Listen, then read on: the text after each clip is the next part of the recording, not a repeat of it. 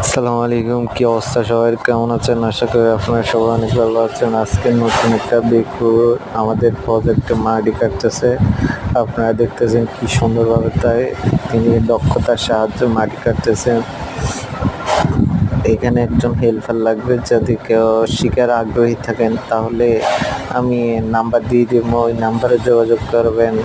আর বেশি বেশি করে লাইক করে শেয়ার করে আমাদের অন্যকে দেখার সুযোগ করে দেবেন। ধন্যবাদ। আসসালামু আলাইকুম।